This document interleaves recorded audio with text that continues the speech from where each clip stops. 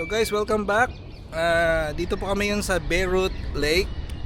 Time check, it's 6:10 in the morning. So kasama ko po ngayon yung aking asawa, si Kim. Say hi! Yan. Napapahinumduman sa yung time check. So, tingnan natin. Ito po yung Beirut Lake. Pakita po namin sa inyo. Ang ganda, napaka-scenic ng view. Wow! Yan o, ganda. So, pupuntahan natin until doon sa dulo. Mamaya, pupuntahan natin yun doon.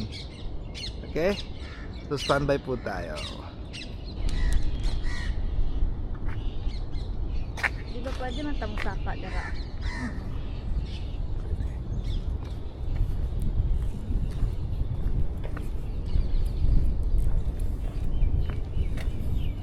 Dari mi kay libakon sa ano kay sa dalan sa gawas. Pakira tayo. Hero pa kayo.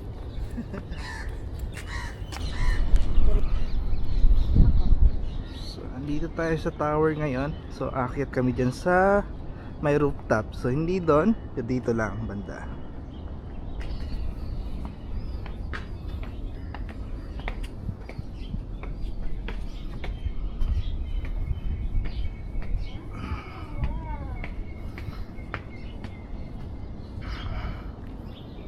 Wow.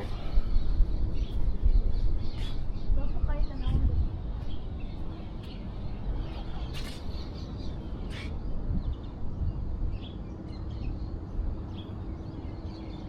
Ito po yung Beirut Lake. Ang ganda po, no?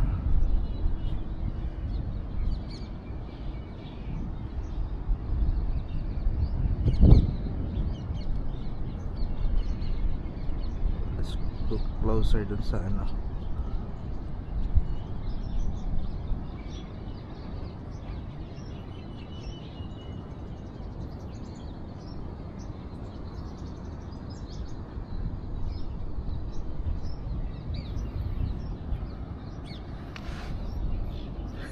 Wala na. Kamusta po yung experience natin? Okay lang po. Medyo baka malate na ako. 6:15.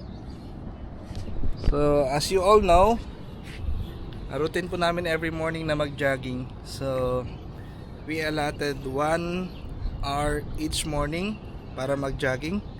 So, ngayon 6:15 na. So, she has to go around 7:30. Kailangan bumalik sa bahay. Pero along the way, papakita pa rin namin sa inyo yung view.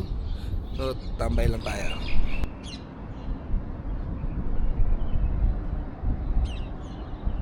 So, yun nga, sabi ko, dito tayo sa tawag nila dito is courtyard, no? Andun yung Beirut Lake. So, nasa loob tayo ng green community dito sa Dubai Investment Park. So, ito yung sabi kong secret place, yung sinasabi ko sa asawa ko na secret place. Di lahat alam ito kasi napakaliblib ng lugar.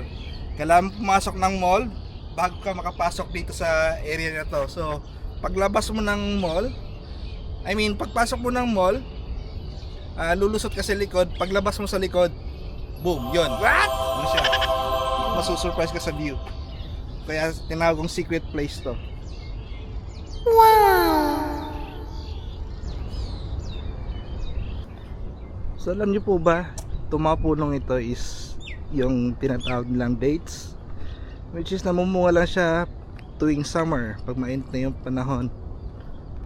So normally ito yung ginagawa ng pagkain pag nagfa-fasting sila. Yummy! Kaya para sa kanila yung tawag nito, yung dates is has a significant role during the Ramadan.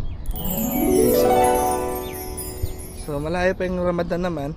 So ngayon ano na, tawag na ito winter na dito. So yung Ramadan is around March to April, mga ganong buwan yung Ramadan dito. So ngayon transition na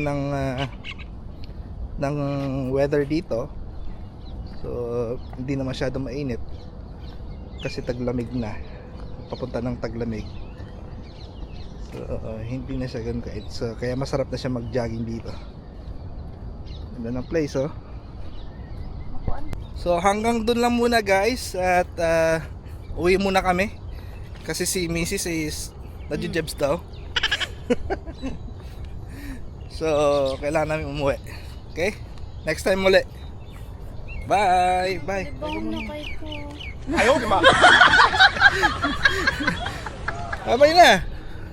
Bye! Guys, before we are going to end this video, we would like to thank our sponsor for this camera. So, that's why we are doing some vlog now. Because someone gifted us a camera. So, thank you so much. I know they don't want to mention their names, but thank you so much. Thank you.